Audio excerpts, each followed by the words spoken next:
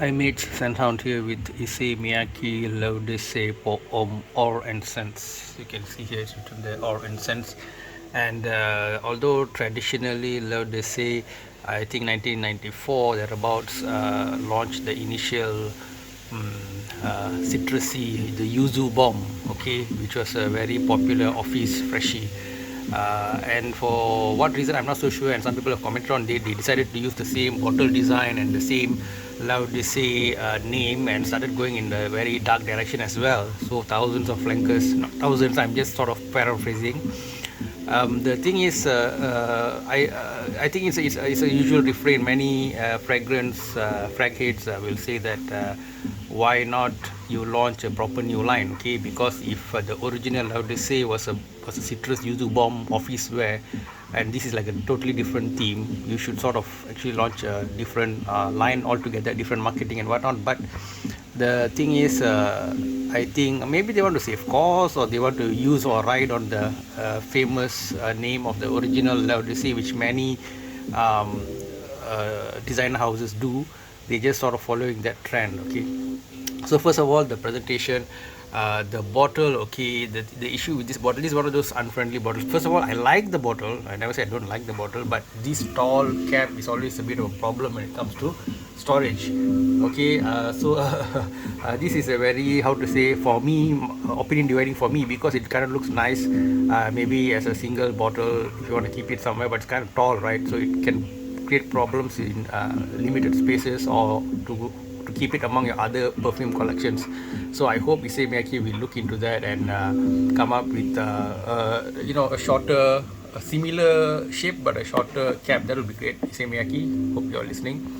And here I've just put here, okay, this pebble right here, okay, this is another product which has a bit of an annoying design, okay. Look at this, it's so unstable and it's a bit difficult to keep among your other perfume bottles. And if you go to travel with this, you want to put it somewhere, you can easily fall off, and you can get all sort of trouble, with it, and not so easy to display either. So it's cool. Again, it's kind of it's sort of cool. I mean, I get the creativity effort for this, but Bulgari Aqua here and the whole Bulgari, that marine line and whatnot. So I hope that perfumers will try to balance creativity with utility, and or create like a stand or something in the case of the Bulgari. Okay, now otherwise it's a cool, sleek looking bottle. So now we're done with the presentation. So for this all incense, the man behind Issey Miyake is what, Christian or Christopher Renaud, Mr. Renaud, launched in 2017. This got a top note of rose and labdanum, followed by mid of pink pepper and incense, cumin, base of amberwood, leather, sandalwood, cedar, and vetiver. Actually, I blind bought these because I think that the dark line is a bit hyped up. Dark line, obviously, they say, is been hyped up by people, and especially Noir Ambre. I'll come to that later. I bought them sort of together, and they were blind buys. There were no tester available, and based on the strength of the hype, I bought it.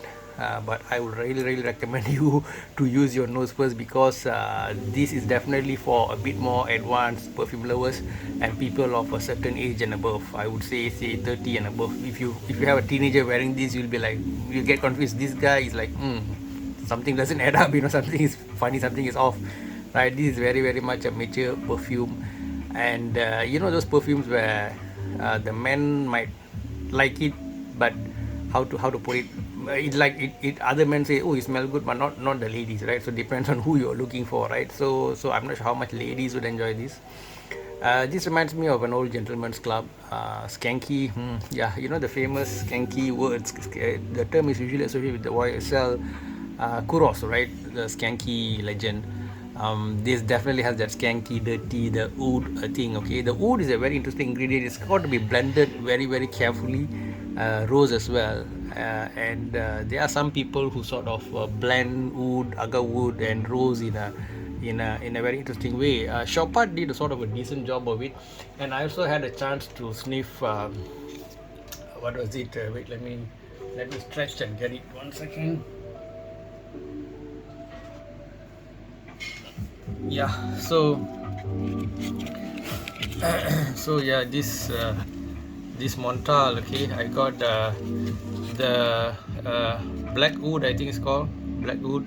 This is great. This is a nice, very nice blend of rose and incense here. So yeah, the theme of incense versus agar wood, all these dark resins with rose. There's a great yin and yang. For me, it's like the balance. Okay, I agree, if too much of rose, it can be very off-putting, and too much of agar wood and all these resins can also go skanky.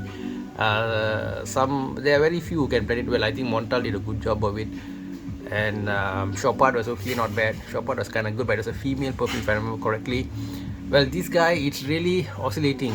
It's oscillating because at some point it leads towards a pleasant, as I say, gentleman's club vibe, and sometimes it drops into skankiness.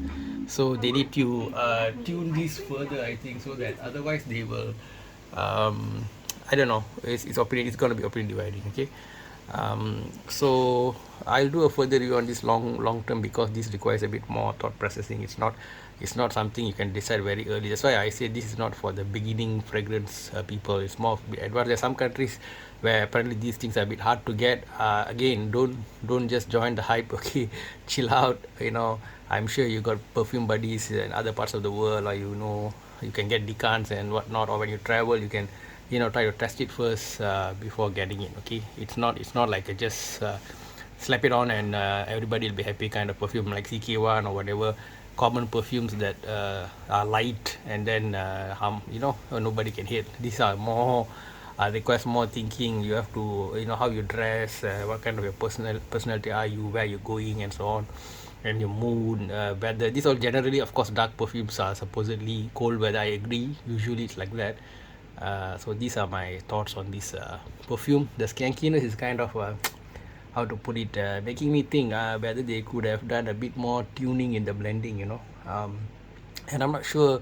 Well, obviously the ingredients like civet and all are not so supposedly not available nowadays, so I don't know what and how they blend things. But if you look at the official notes here, it's amberwood, vetiver, and incense, cumin. Okay, so yeah, they got to tune it better, I think, to avoid it going too much into the skanky direction. At times it's great, but at times it goes to skanky to me. So it's got this Dr. Jekyll and Mr. Hyde kind of personality somewhat. So I'll give a longer term review, guys, later on. Till then, take care. Bye bye from Scenthound. Yep, I will give this what to give this. I'll give this a 3 out of 5. It's a decent, it's an interesting effort at the least. It's not the usual.